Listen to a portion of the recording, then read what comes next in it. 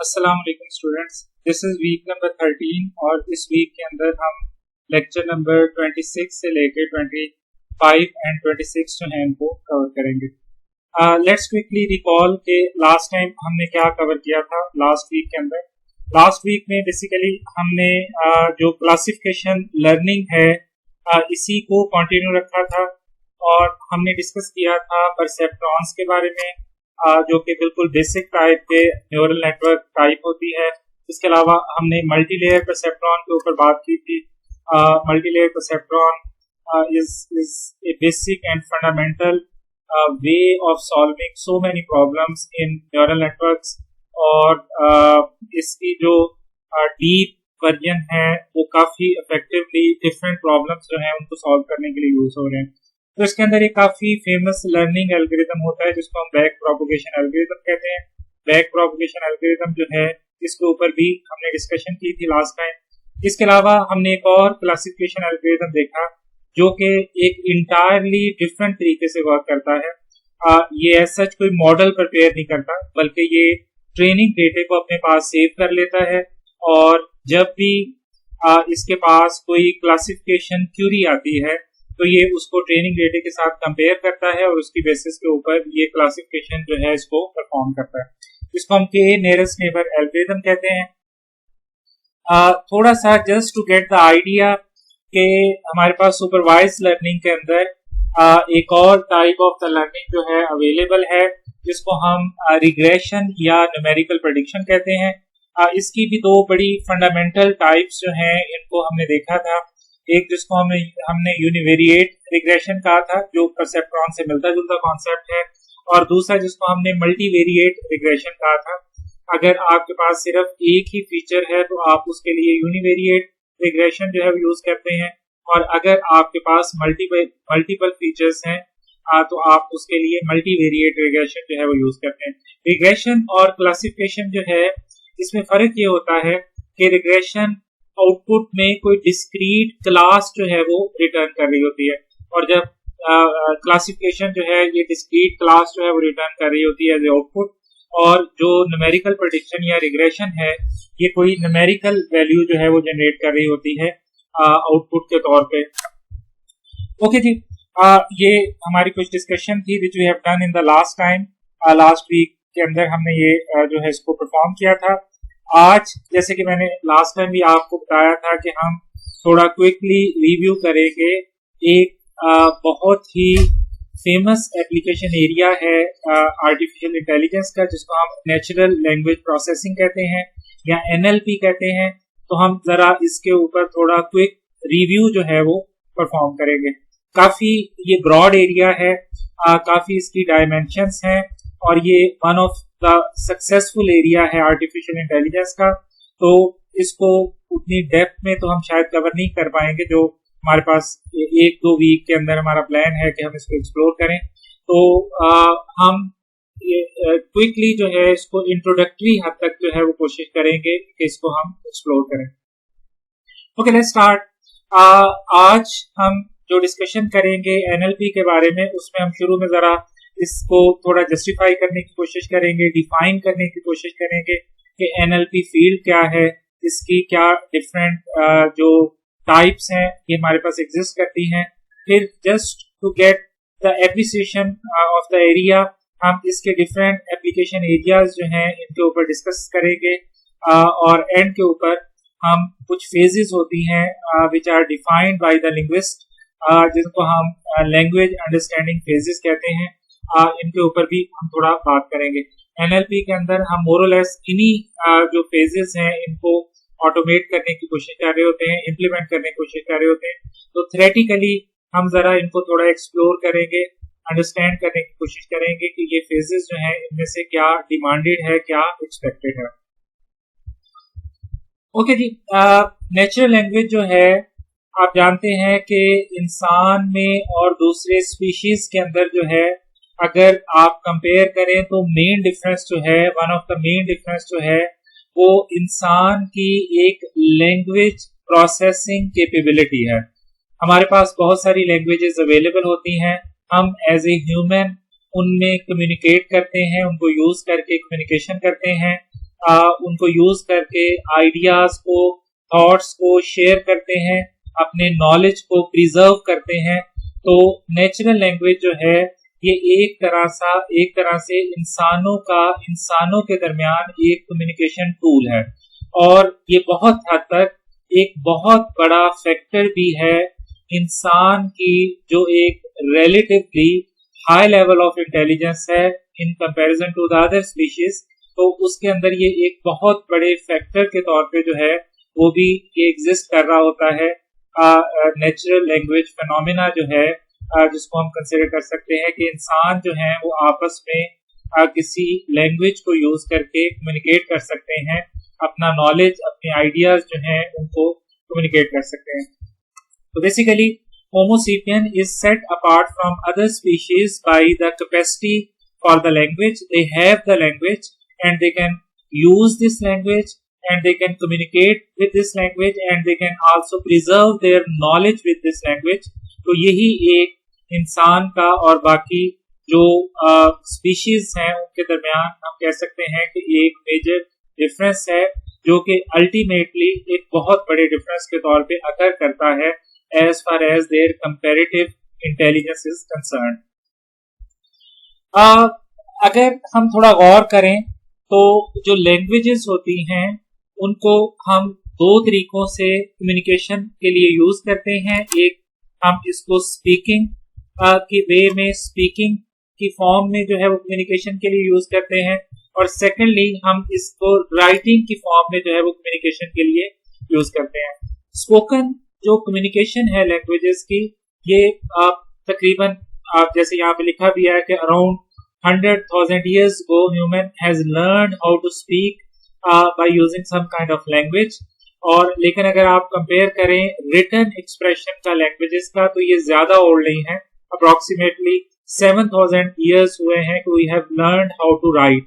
तो दो ही तरीके से हमारी ये कम्युनिकेशन परफॉर्म हो रही होती है बाय यूजिंग द लैंग्वेज।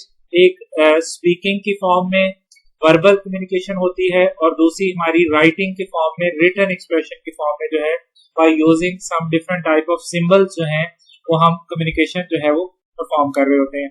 तो इसकी काफी लॉन्ग हिस्ट्री है, और ये नेचुरल है कि इंसान को एक तरह से ये ब्लेसिंग मिली है in the form of the natural language. It is A system for the communication and it is estimated that around 6,500 languages जो हैं they are spoken around the world, और इनमें 5,000 हम कह सकते हैं कि उनकी काफी बड़ी पॉपुलेशन भी है जो कि उन लैंग्वेजेस जो हैं उनको यूज करती है और उनके थ्रू जो है वो कम्युनिकेट करती है। तो it embodies both verbal and written expression, almost every languages uses a wide range of sounds, signs, symbols to create words, sentences and paragraphs। तो हर लैंग्वेज के अंदर एक रिच कॉर्परा अवेलेबल होता है, एक रिच लेक्सिकॉन अवेलेबल होता है जिसको यूज करके they create the words, they create the sentences, they create the symbols, they create the signs, और उसके साथ जो है they perform the communication जो है उसको परफॉर्म कर रहे होते हैं। तो ये एक बहुत ही बड़ा अनइमेजिनेबली पावरफुल टूल है जो कि ब्लेस हुआ है इंसानों को।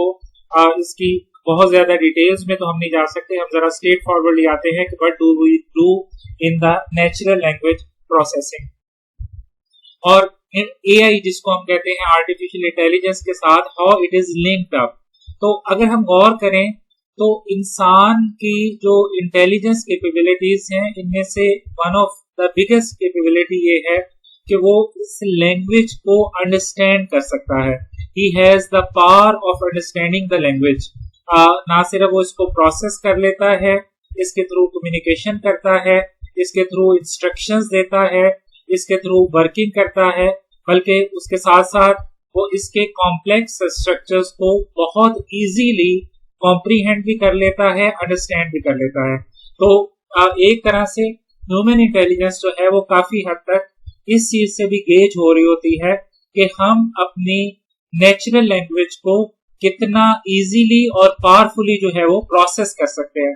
आपने अक्सर देखा होगा कि ये जो आईक्यूज के क्वेश्चंस होते हैं इंटेलिजेंस क्वोशिएंट क्वेश्चंस जिनको हम कहा जाता है, इनके अंदर इनको इफेक्टिवली परफॉर्म करने में हमारी जो कैपेबिलिटी है to process the language, to understand the language and to how quickly we can able to comprehend the language, ये भी काफी हद तक जो है वो प्रोसेस कर रही होती है।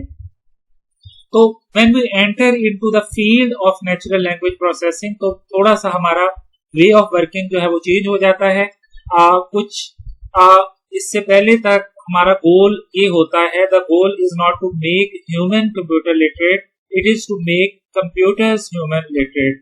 तो जितनी भी हम एफर्ट करते हैं कंप्यूटर्स के अंदर, कंप्यूटर की डोमेन के अंदर, सॉफ्टवेयर इंजीनियरिंग की डोमेन के अंदर, ज्यादातर यही होता है कि किस तरीके से हम कंप्यूटर प्रोग्राम्स को यूजर फ्रेंडली बना सकते हैं या आसान बना सकते हैं, ताकि इजीली लोग जो है उनको यूज कर सकें, इवन बच्चे उनको यूज कर सकें। तो ओवरऑल हमारी यही एफर्ट रहती है कि कंप्यूटर प्रोग्राम जो है उनको हम कितनी आसानी के साथ जो है वो यूजर फ्रेंडली बना सकते हैं। तो वहां पे एक्चुअली हम ये एफर्ट कर रहे होते हैं to make humans computer literate. लेकिन जब आप एनएलपी के फील्ड में एंटर होते हैं तो यहाँ पे एक तरह से सारा प्रोसेस ही रिवर्स हो जाता है। यहाँ पे हमारा गोल या हमारी एफर्ट ये होती है कि how to make computers human literate. तो हम वहां पे ये चाह रहे होते हैं या कोशिश कर रहे होते हैं अपने प्रोग्राम्स के अंदर, अपनी एप्स के अंदर, अपने सॉफ्टवेयर्स के अंदर, कि किस तरीके से वो इजीली ह्यूमन जो फिनोमेना है, ह्यूमन जो मूड है, ह्यूमन का जो वर्किंग फिनोमेना है, उसको वो इजीली अंडरस्टैंड कर सकें और उसके अकॉर्डिंगली रिएक्ट करें। तो एनएलपी की डोमेन एक्चुअली ये कर रही होती है, तो कंप्यूटर्स को ये इक्विप करती है कि वो किस तरह से पावरफुली ह्यूमन लिटरेट हो सकते हैं, मतलब वो कैसे इंसान को समझ सकते हैं और इजीली उसके अकॉर्डिंगली जो है वो रिएक्ट कर सकते हैं। तो यहाँ पे हमारी ओवरऑल एफर्ट लैंग्वेज के पॉइंट ऑफ व्यू से यही होती है। तो natural language processing usually shortened as NLP is a branch of artificial intelligence that deals with the interaction between computers and human using the natural language। जिस तरह से हम आपस में कम्युनिकेट कर रहे होते हैं, एक दूसरे के साथ डिस्कशन कर रहे होते हैं, एक दूसरे की बात को समझ रहे होते हैं, अंडरस्टैंड कर रहे होते हैं, उसके अकॉर्डिंगली रिएक्ट कर रहे होते हैं। यहाँ पे हम ये चाह रहे होते हैं कि इसी तरीके से कंप्यूटर जो है वो भी हमारी डिस्कशन को, हमारी बात को अंडरस्टैंड कर सकें, समझ सकें कि इससे हम क्या चाहते हैं, इनसे क्या अचीव करना चाह रहे हैं। तो ये एक तरह से ओवरऑल पर्पस है जो कि हम अचीव करना चाह रहे होते हैं इस डोमेन के अंदर, जिसको हम एनएलपी या नेचुरल लैंग्वेज प्रोसेसिंग कहते हैं। Okay, the ultimate objective of NLP is to read, decipher, understand and make sense of human languages in a manner that is valuable. मतलब जिससे हम एक तरह से रैशनल एक्टिविटीज जो है इनको अचीव करना चाह रहे होते हैं। तो हम इतना ह्यूमन जो है उनका अंडरस्टैंडिंग कंप्यूटर्स के अंदर जो है डेवलप करना चाह रहे होते हैं, ताकि ये processing, language understanding and processing capabilities जो है वो इंसान कंप्यूटर्स के अंदर जो है वो हम अचीव कर सकें। ओके जी, एनएलपी के साथ हम क्या कर सकते हैं? अभी एनएलपी की जो एप्लीकेशन एरियाज हैं ये काफी ज्यादा न्यूमरसली अवेलेबल हैं, जो कि आपको नजर आ रहे होते हैं, हम यूज कर रहे होते हैं। जैसे यहाँ पे कुछ एग्जांपल्स हैं, आगे इसकी थोड़ी हम डिटेल्स में भी जाएंगे। जैसे गूगल ट्रांसलेट है, एक लैंग्वेज से दूसरी लैंग्वेज में ट्रांसलेशन, वर्ड प्रोसेसर्स हैं, ग्रामरली है जैसे माइक्रोसॉफ्ट वर्ड है, इंटरेक्टिव वॉइस रिस्पॉन्स है, और पर्सनल असिस्टेंट एप्लीकेशंस हैं। जैसे कुछ एग्जांपल्स आपको यहाँ पे नजर आ रही है, कॉर्टाना है, ओके गूगल है, सिरी है, अलेक्सा है। तो ये सारी आपको एग्जांपल्स नजर आ रही हैं एनएलपी के एप्लीकेशन एरियाज की। मैं इसकी थोड़ी डिटेल में जाऊंगा ताकि आप इन एप्लीकेशन एरियाज को ज्यादा डिटेल में समझ सकें, ताकि इनकी वर्किंग इम्प्लीमेंटेशन के हिसाब से आपकी अंडरस्टैंडिंग जो है वो काफी हद तक क्लैरिफाई हो जाए। तो आगे अभी थोड़ी देर में हम इन एप्लीकेशन एरियाज के ऊपर थोड़ी इन डेप्थ जो है वो डिटेल डिस्कशन जो है वो ये थोड़ी देर में परफॉर्म करेंगे। बिफोर दैट जरा अंडरस्टैंड करने की कोशिश करें। जैसे हमने कहा था कि लैंग्वेज जो है ये बेसिकली जब इंसान कम्युनिकेशन के लिए यूज करता है तो दो तरीकों से यूज करता है। एक तो ये स्पीकिंग की फॉर्म में यूज करता है, स्पोकन फॉर्म में यूज करता है, जैसे अभी मैं लेक्चर दे रहा हूं और आप सुन रहे हैं, तो ये लैंग्वेज का स्पोकन वर्जन है, ये वाइडली यूज्ड वर्जन है। आप जानते हैं कि हर तरह का इंसान, वो लिटरेट हो, इलिटरेट हो, तो वो किसी एक या दो लैंग्वेजेस के अंदर अपनी स्पीकिंग जो है उसको परफॉर्म कर सकता है। अगर वो ना कर सके तो वो इफेक्टिवली इस दुनिया के अंदर जिंदगी जो है वो नहीं गुजार सकता। तो एक तरह से जब भी एक जो चाइल्ड है उसका सबसे पहला जो ट्रेनिंग फिनोमिना होता है उसके अंदर ये लैंग्वेज ही होती है, जो कि पहले डिफरेंट वर्ड्स को लर्निंग से स्टार्ट होती है और फिर सेंटेंसेस बनाना बच्चे सीखते हैं और फिर वो इस स्पोकन लैंग्वेज जो है इसके अंदर एक्सपर्ट हो जाते हैं। उसके बाद एक दूसरा लैंग्वेज का फिनोमिना होता है जो कि वो काफी देर के बाद अपने एजुकेशन फेज के अंदर जो है जिसको सीखना स्टार्ट करते हैं, जिसको हम रिटन या टेक्स्ट फॉर्मेट कहते हैं लैंग्वेजेस का। तो इंसान जो है इन दोनों को काफी हद तक प्रोसेस करने में केपेबल होते हैं। स्पोकन लैंग्वेज को जरा ज्यादा क्विकली प्रोसेस कर लेते हैं और ज्यादा बड़ी पॉपुलेशन उसको इजीली प्रोसेस कर लेती है। रिटन जो है उसकी प्रोसेसिंग इंसानों के अंदर भी इतनी स्पीडी नहीं होती, पावरफुल नहीं होती कि हम डिफरेंट बुक्स जो हैं या डिफरेंट सेंटेंसेस जो हैं उनको समझते हैं और उनको पढ़ते हैं और फिर उनको अंडरस्टैंड करते हैं। तो दोनों सूरतों में हम लैंग्वेज जो है उसकी अंडरस्टैंडिंग की बात कर रहे होते हैं। If we are talking about the speech या जिसको वर्बल भी कहते हैं, तो वहां पे भी हम उसकी अंडरस्टैंडिंग की लैंग्वेज की डिस्कस कर रहे होते हैं। और जब हमारे पास टेक्स्ट अवेलेबल होता है बुक्स की फॉर्म में, लाइब्रेरीज की फॉर्म में, वेब पेजेस की फॉर्म में, तो वहां पे भी हम टेक्स्ट की फॉर्म में जो लैंग्वेज अवेलेबल होती है उसको अंडरस्टैंड करने की कोशिश कर रहे होते हैं। तो ये एक तरह से दो डोमेन्स हमारे पास डिस्टिंक्ट पड़ रही होती हैं। एक के अंदर हमें वॉइस की फॉर्म में लैंग्वेज जो है वो इनपुट हो रही होती है और फिर कंप्यूटर्स जो है उसने इसको अंडरस्टैंड करना होता है, और दूसरी जगह में लैंग्वेज जो है वो हमें रिटन फॉर्म में मिल रही होती है। और वहां पे भी कंप्यूटर्स का अल्टीमेट पर्पस यही होता है कि वहां पे उन्होंने इसको अंडरस्टैंड करना होता है, इसको यूज करना होता है। तो अगर थोड़ा सा आप कंपेयर करें तो इंसानों के अंदर स्पोकन लैंग्वेज को प्रोसेस करना रिलेटिवली आसान है और टेक्स्ट लैंग्वेज को प्रोसेस करना रिलेटिवली डिफिकल्ट है। लेकिन कंप्यूटर्स के अंदर ये प्रोसेस रिवर्स है। कंप्यूटर्स जो हैं इनके लिए स्पोकन लैंग्वेज को प्रोसेस करना, अंडरस्टैंड करना रिलेटिवली डिफिकल्ट है, और जो रिटन लैंग्वेज है इसको प्रोसेस करना, अंडरस्टैंड करना, कॉम्प्रिहेंड करना रिलेटिवली आसान है। तो जो इनपुट मिल रही होती है एनएलपी के अंदर, वो भी हमें इन्हीं दो फॉर्मेट्स के अंदर मिल रही होती है, स्पोकन फॉर्मेट के अंदर और रिटन फॉर्मेट के अंदर। और कुछ फेजेस के बाद हम ये भी कह सकते हैं कि जो आपका स्पोकन फॉर्मेट है ये भी रिटन फॉर्मेट से अलाइन ही हो जाता है जब हम उस स्पोकन जो सेंटेंसेस हैं जब उनको हम रिटन एक्सप्रेशन के अंदर जो है वो कन्वर्ट कर लेते हैं। अब जरा जैसे पहले मैंने आपको बताया, जरा क्विकली हम एनएलपी के एप्लीकेशन एरियाज जो है इसको अगर बात कर लेते हैं। एनएलपी जो है, जैसे मैंने पहले भी डिस्कस किया है कि ये one of the biggest area of AI और one of the most research area of AI इसको हम कह सकते हैं, जिसमें काफी ज्यादा एफर्ट हो रही है और सालों से हो रही है। प्रोबेबली 70 ईयर या 70 ऑड ईयर्स हो गए हैं कि इस डोमेन या इस एरिया के ऊपर जो है वो कॉन्टिन्यूसली एफर्ट हो रही है और इसके काफी रिजल्ट्स अच्छे भी निकले हैं, सक्सेसफुल रिजल्ट्स भी निकले हैं, और अब ये काफी हद तक हमें एक रियलिटी की फॉर्म में जो है वो एनएलपी के एरिया जो है वो नजर आ रहे हैं। तो हम कुछ एरियाज जो हैं इनके ऊपर डिस्कस भी कर लेते हैं क्विकली। ये one of the most common area है जिसमें हम स्पेल एंड ग्रामर चेकिंग कर रहे होते हैं, और ये काफी इजीली अब आपको नजर आ रहा होता है, checking spelling and grammar, suggesting alternatives for the errors. जैसे आप गूगल में सर्च कर रहे होते हैं तो वो आपको शोइंग रिजल्ट या सर्च स्टेट फॉर करके इस तरह से करके आपकी स्पेलिंग मिस्टेक्स जो हैं इनको काफी हद तक करेक्ट करने की कोशिश कर रहा होता है। तो this is one of the area of NLP. इसके अलावा एनएलपी का एक और बहुत कॉमन एरिया है जो कि मोबाइल या सेल फोन्स के अंदर बहुत ही कॉमन है, जिसको हम वर्ड प्रेडिक्शन या प्रेडिक्टिव टाइपिंग कहते हैं। प्रेडिक्टिव टाइपिंग ये होती है कि आपने एक वर्ड लिखा और सिस्टम जो है ये गेस करने की कोशिश कर रहा है प्रेडिक्ट करने की कोशिश कर रहा है कि what could be the possible word after that to complete the sentence या टू कंप्लीट द मीनिंग। तो ये आपको काफी क्विकली जो है वो सजेस्ट करने की कोशिश कर रहा होता है। ये डोमेन जो है वो आपको वेब में भी काफी कॉमनली नजर आ रही होती है, आपको मोबाइल्स के अंदर भी काफी कॉमन जो है वो नजर आ रही होती है, ईमेल के अंदर भी ये आपको काफी नजर आ रही होती है।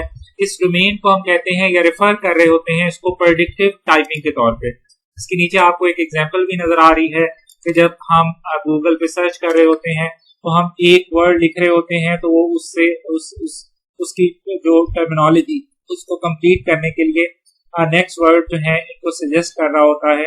इसको हम वर्ड प्रेडिक्शन या प्रेडिक्टिव टाइपिंग के तौर पे भी रेफर कर रहे होते हैं। मोबाइल में जब आप एसएमएस या व्हाट्सएप में कोई मैसेज वगैरह टाइपिंग कर रहे होते हैं तो उसके भी सजेस्टेड वर्ड जो है वो आपके सामने जो है वो ओपन हो रहे होते हैं, पॉसिबल सजेस्टेड वर्ड जो है वो आपके सामने ओपन हो रहे होते हैं। This is also is area of the NLP.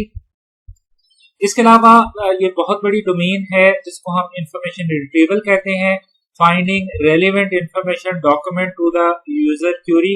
आपके पास एक बहुत बड़ी तादाद में डॉक्यूमेंट्स जो है वो अवेलेबल हैं और उनमें से रेलिवेंट डॉक्यूमेंट्स को सर्च करना, this is very big domain of AI और इसको हम जनरली इंफॉर्मेशन रिट्रीवल के तौर पे जो है वो रेफर कर रहे होते हैं। ये काफी डिफरेंट तरीके से हमारे पास अवेलेबल होती है।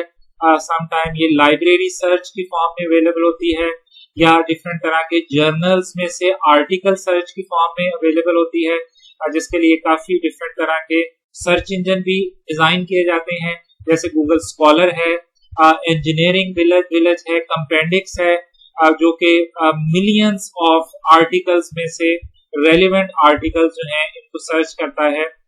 इंफॉर्मेशन रिट्रीवल जो है this is also is a quite famous area of NLP या नेचुरल लैंग्वेज प्रोसेसिंग।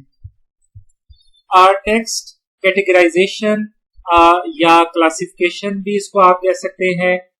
ये भी एक काफी कॉमन एरिया है एआई का, एनएलपी का, जिसके अंदर आपने डॉक्यूमेंट्स को, वेबसाइट्स को किसी खास कैटेगरी के अंदर जो है वो कंसिडर करवाना होता है। आपने उनको किसी खास कैटेगरी जो है इसके बारे में उनकी कैटेगरी जो है इसको प्रेडिक्ट करना होता है। ये स्पैम फिल्टरिंग की फॉर्म में और इस तरह से वेबसाइट कैटेगराइजेशन की फॉर्म में ये एरिया भी हमारे पास अवेलेबल होता है, जिसको हम टेक्स्ट क्लासिफिकेशन या टेक्स्ट कैटेगराइजेशन के तौर पे रेफर कर रहे होते हैं। समराइजेशन जो है this is one of the difficult domain of NLP और बेसिकली ये क्रक्स ऑफ अंडरस्टैंडिंग होती है, most powerful way to understand होता है या टू गेज अंडरस्टैंडिंग। ये one of the most powerful method होता है कि क्या आपको कॉन्सेप्ट की समझ आई है या नहीं आई है, तो कितना आसानी के साथ आप उसको समराइज कर सकते हैं। तो ये एक तरह से ये भी डिस्क्राइब कर रहा होता है कि आपको उस पूरे जो डॉक्यूमेंट है उसकी कितनी अंडरस्टैंडिंग हुई है। तो ये डॉक्यूमेंट समराइजेशन, आपके पास कोई 10-15 पेजेस का डॉक्यूमेंट है और आप कंप्यूटर से ये एक्सपेक्ट कर रहे हैं कि इसकी 7-8 पेजेस की समरी जो है वो आपको रिटर्न करे, तो ये एक तरह से काफी हद तक डिफाइन कर रहा होता है कि उस डॉक्यूमेंट की अंडरस्टैंडिंग लेवल जो है उसके पास कितना जो है वो अचीव हो गया। क्वेश्चन आंसरिंग जो है this is answering of the questions with a very short answer, 3-4-5 lines के अंदर जो है वो इसको आंसर करना। इसकी भी एक आपको एग्जांपल जो है वो यहाँ पे नजर आ रही है, एक एग्जांपल या एक जो डोमेन इम्प्लीमेंटेड जो है वो यहाँ पे आपको नजर आ रही है, जो कि आपके क्वेश्चन को 3-4 लाइंस के अंदर जो है वो आंसर करने की कोशिश करती है। इसको हम क्वेश्चन आंसरिंग सिस्टम्स कहते हैं। मशीन ट्रांसलेशन जो है ये one of the earliest tried area है एनएलपी का। अराउंड 50s के अंदर इसको फर्स्ट टाइम जो है वो ट्राई किया गया। रशियन लैंग्वेज को इंग्लिश लैंग्वेज के अंदर कन्वर्जन करने की कोशिश की गई। काफी सालों तक जो है इस एरिया में कुछ ज्यादा सक्सेस अचीव नहीं हो सकी, लेकिन कुछ सालों से काफी ज्यादा इस एरिया के अंदर भी हमें रेवोल्यूशन जो है वो नजर आ रहा है। जैसे यहाँ पे आपको एक एग्जांपल नजर आ रही है कि इंग्लिश लैंग्वेज को उर्दू लैंग्वेज में काफी अप्रोप्रिएटली जो है वो कन्वर्ट किया गया है। Natural language processing is a field where we try that computer can understand the human language। तो आपको इसकी उर्दू जो है वो काफी हद तक सही उर्दू जो है वो आपको इसकी नजर आ रही है। कुदरती जबान की प्रोसेसिंग एक ऐसा शोबा है जहां हम कोशिश करते हैं कि कंप्यूटर इंसानी जबान को समझ सके। तो ये ऑटो कन्वर्जन है जो कि गूगल ट्रांसलेटर को यूज करके यहाँ पे परफॉर्म की गई है। इंग्लिश लैंग्वेज की उर्दू लैंग्वेज के अंदर जो है वो कन्वर्जन जो है वो यहाँ पे आपको नजर आ रहा है, उसको परफॉर्म किया गया। इसको अगर आप गौर करें तो ये बेसिकली सिर्फ नेचुरल लैंग्वेज कन्वर्जन नहीं है, बल्कि इसके साथ ये इसकी जिसको हम टेक्स्ट टू स्पीच कन्वर्जन भी कहते हैं, टेक्स्ट टू स्पीच ये भी परफॉर्म हो रही है। मतलब आपको ये टेक्स्ट जो है उसको स्पीच में भी कन्वर्ट कर देगा, उर्दू के टेक्स्ट को भी ये स्पीच के अंदर कन्वर्ट कर देगा, और स्पीच टू टेक्स्ट कन्वर्जन भी यहाँ पे आपको कुछ हद तक नजर आ रही है कि आप बोलेंगे और वो जो टेक्स्ट है उसको लिखने की कोशिश भी करेगा। ये चीज भी आपको काफी हद तक जो है वो नजर आ रही है। तो ये जो फैसिलिटी है हंड्रेड्स ऑफ लैंग्वेज जो है कि गूगल जो है इसकी ट्रांसलेशन जो है इसको इम्प्लीमेंट किया हुआ है और काफी सक्सेसफुली जो है ये यूज भी हो रही है।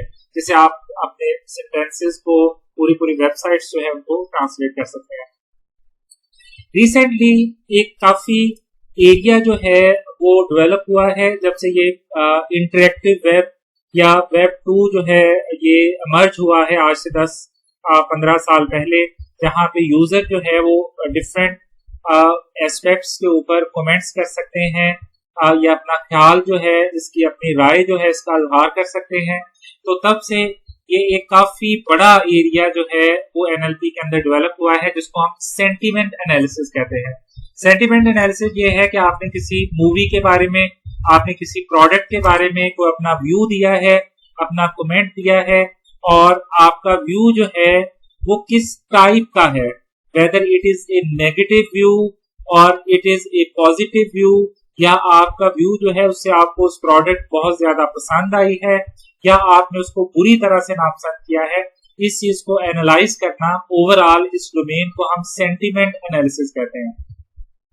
ये जो है ये काफी हद तक कॉमन हो गया है ये एरिया, क्योंकि हम जानते हैं कि मिलियंस ऑफ ट्वीट्स हो रही होती हैं, मिलियंस ऑफ कमेंट्स मिल रहे होते हैं फेसबुक के ऊपर, मिलियंस ऑफ रिव्यूज हो रहे होते हैं डॉक्यूमेंट्स के, और it's not possible for the human to जज each and every review individually. तो वहां पे फिर हमें किसी एक ऐसे automated natural language processing system की जरूरत होती है जो कि उन रिव्यूज को कैटेगराइज कर सके, बता सके कि ये एक पॉजिटिव रिव्यू है या ये एक नेगेटिव रिव्यू है। तो ये बहुत बड़ी डोमेन के तौर पे मर्ज हुआ है। इस एरिया को हम सेंटीमेंट एनालिसिस के तौर पे रेफर कर रहे होते हैं, जिसके अंदर हम डिफरेंट कमेंट्स को डिफरेंट कैटेगरीज के अंदर जो है वो डिवाइड कर रहे होते हैं, कैटेगरीज के अंदर जो है इसको परफॉर्म कर रहे होते हैं। ओवरऑल इस एरिया को हम सेंटीमेंट एनालिसिस के तौर पे जो है वो रेफर कर रहे होते हैं। इसी तरीके से OCR है, ये भी काफी अरसे से इस पे एफर्ट हो रही है। OCR जो है ये आपकी रिटन लैंग्वेज जो है उसको कन्वर्ट करना कंप्यूटर रीडेबल टेक्स्ट के अंदर, इसको हम OCR या ऑप्टिकल कैरेक्टर रिकग्निशन के तौर पे जो है वो रेफर कर रहे होते हैं। लेट्स से आपने यहाँ पे कुछ उर्दू में लिख दिया है, कोई भी सेंटेंस जो है वो आपने यहाँ पे उर्दू में लिखा हुआ है by using the written syntax. जैसे यहाँ पे मैं कुछ लिखने की कोशिश कर रहा हूं, तो इस हैंड रिटन सेंटेंस जो है, टेक्स्ट जो है, उसको कन्वर्ट करना which is in the form of an image, तो फिर उसको कन्वर्ट करना कंप्यूटर रीडेबल फॉर्मेट के अंदर या टेक्स्ट के अंदर जो है इसको हम OCR या ऑप्टिकल कैरेक्टर रिकग्निशन के तौर पे जो है वो रेफर कर रहे होते हैं। इसको आप ऐसे समझ सकते हैं कि आपके जो पेपर्स हैं, एग्जाम्स हैं, समटाइम टीचर्स के लिए उनको पढ़ना काफी मुश्किल होता है, कुछ पेपर्स को, नॉट ऑल, तो कोई ऐसा तरीका हो कि उन सबको मैं स्कैन कर लूं और वो इस फॉर्मेट में कन्वर्ट हो जाए। जैसे कि यहाँ पे आपको इंग्लिश लैंग्वेज जो है वो कंप्यूटर रीडेबल फॉर्मेट के अंदर नजर आ रही है, तो हम इस एरिया को OCR के तौर पे या ऑप्टिकल कैरेक्टर रिकग्निशन के तौर पे जो है वो रेफर कर रहे होते हैं। ऐसे स्पीच रिकग्निशन है जिसमें बोली हुई लैंग्वेज जो है इसको अंडरस्टैंड करना, इसकी भी आपको काफी एप्लीकेशंस अब नजर आ रही हैं। ये असिस्टेंट्स हैं डिफरेंट तरह के, वॉइस सर्च है जो कि काफी हद तक सक्सेसफुल है। आप गूगल के अंदर जैसे आप देखते हैं कि छोटे छोटे बच्चे जो हैं वो भी, इवन अनपढ़ लोग जो हैं वो भी गूगल से डिफरेंट तरह की इंफॉर्मेशन जो है सर्च कर रहे होते हैं। वॉइस सर्च की फैसिलिटी जो है इसको यूज करके वो इंफॉर्मेशन जो है इसको जो है वो रिट्रीव कर रहे होते हैं, या इंफॉर्मेशन रिट्रीवल जो है इसको परफॉर्म कर रहे होते हैं। ओके जी, तो स्पीच सिंथेसिस है, ये मैं पहले भी आपको बताया हूं, जैसे उर्दू में आपको नजर आ रहा था टेक्स्ट टू स्पीच कन्वर्जन, इसको समटाइम हम स्पीच सिंथेसिस के तौर पे प्रेफर कर रहे होते हैं। ये नेविगेटर्स के अंदर आपको ये काफी हद तक नजर आ रहा होता है। यहाँ पे वो स्पोकन फॉर्म के अंदर जो है वो आपको गाइड कर रहा होता है नेविगेटर जो है, और आपको बता रहा होता है कि कितने किलोमीटर्स के बाद आपने राइट टर्न करना है, लेफ्ट टर्न करना होता है, और इस तरीके से आपको स्पोकन फॉर्मेट के अंदर जो है वो गाइड कर रहा होता है। तो ये डिफरेंट तरह के एप्लीकेशन एरियाज जो हैं, बहुत सारे एरियाज और भी हैं जो कि यहाँ पे कवर नहीं हुए, अभी कुछ मैं अभी आपको दिखाऊंगा भी। ये जो लेवल ऑफ डिफिकल्टी जो है इस पे हम देखते हैं, कुछ और एरियाज जो हैं इनको भी हम थोड़ा एक्सप्लोर करने की कोशिश करते हैं। तो as far as the level of difficulties are concern, तो जो मोस्टली सॉल्व एरिया है वो टेक्स्ट कैटेगराइजेशन हमें नजर आती है, जो कि काफी सक्सेसफुली इम्प्लीमेंटेड है, जिसमें हम डिफरेंट ईमेल्स को, टेक्स्ट को डिवाइड कर देते हैं, डिटेक्शन कर देते हैं, मैसेजेस जो हैं उनको कैटेगराइज कर देते हैं। इसके अलावा मोस्टली सॉल्व के अंदर हमें पार्ट्स ऑफ स्पीच टैगिंग जो है वो काफी हद तक नजर आ रही है। जैसे आपके पास एक सेंटेंस है तो उसमें एडजेक्टिव कौन सा है, नाउन कौन सा है, तो इसको आइडेंटिफाई करना ये काफी हद तक 100% सक्सेस के साथ आई शुड से जो है इट इज बीइंग परफॉर्म। इसके अलावा कुछ हद तक ये NER भी परफॉर्म हो रहा है, जिसको हम नेम्ड एंटिटी रिकग्निशन कहते हैं, कि किसी सेंटेंस के अंदर ये फाइंड आउट करना, ये भी जरा देख लीजिएगा कि NER क्या होता है, नेम्ड एंटिटी रिकग्निशन। जैसे ये फाइंड आउट करना कि Einstein is a person, UN is an organization in the sentence, और Princeton is a location. Okay, तो ये प्री डिफाइंड हमारे पास एंटिटीज होती हैं, और टेक्स्ट में से उनको रिकॉग्नाइज करना, इस डोमेन को हम NER कह रहे होते हैं, या नेम्ड एंटिटी रिकॉग्निशन के तौर पे जो है वो प्रेफर कर रहे होते हैं। तो ये एक तरह से सक्सेस स्टोरीज हैं in terms of levels of difficulties के पॉइंट ऑफ व्यू से। ये कुछ एरियाज हैं जिनमें हम काफी अच्छी प्रोग्रेस कर रहे हैं, जैसे कि sentiment analysis, conference resolution. Okay, conference resolution का मतलब ये है कि ये जो डिफरेंट तरह के हमारे पास टर्म्स हैं, ये आइडेंटिफाई करना कि ये किसके बारे में है, और वर्ड सेंस डिसएम्बिगुएशन, एम्बिगुएशन जिसको WST भी कहा जाता है। जैसे I need batteries, batteries for what, batteries for mouse. तो ये आइडेंटिफाई करना, पार्सिंग करना, और मशीन ट्रांसलेशन और इंफॉर्मेशन एक्सट्रैक्शन, जैसे कि you are invited to our dinner party at May 27, तो इसमें आइडेंटिफाई करना, दिस इज इंफॉर्मेशन एक्सट्रैक्शन। तो इन एरियाज के अंदर काफी अच्छी प्रोग्रेस जो है वो हम परफॉर्म कर रहे हैं। ये कुछ एरियाज हैं, इनमें अभी भी सक्सेस रेट जो है वो बहुत अच्छा नहीं है, जैसे question answering system, brief answer देना, 1, 2, 3 वर्ड्स में आंसर देना, या 1, 2, 3 सेंटेंस में आंसर देना, ये अभी तक हार्ड टू डिफिकल्ट है। या पैराफ्रेज करना, एक सेंटेंस को और डिफरेंट सेंटेंस में उसी फॉर्म सेंटेंस को डिस्क्राइब करना, समराइज करना, और ये जो डायलॉग सिस्टम है जिनमें कम्युनिकेशन करना, डायलॉग करना, ये अभी कुछ एरियाज हैं, डोमेन्स हैं जिनके अंदर अभी सक्सेस रेट जो है वो इतना ज्यादा नहीं है। तो ये अभी जो हमने डिस्कशन की है, it is just to realize के NLP जो है ये काफी सक्सेसफुली कुछ डोमेन्स के अंदर यूज हो रही होती है, पावरफुली यूज हो रही होती है, और आपको कुछ हद तक आइडिया भी हो, अगर आप किसी एक डोमेन में काम करना चाह रहे हैं तो आपको ये आइडिया हो कि what we want to achieve in that domain. तो ये सारा जो मैंने डिफरेंट एरियाज आपके सामने रखे हैं, इनका एक फंडामेंटल पर्पस जो है वो एक्चुअली ये है। ओके जी, थैंक यू वेरी मच, अल्लाह हाफिज।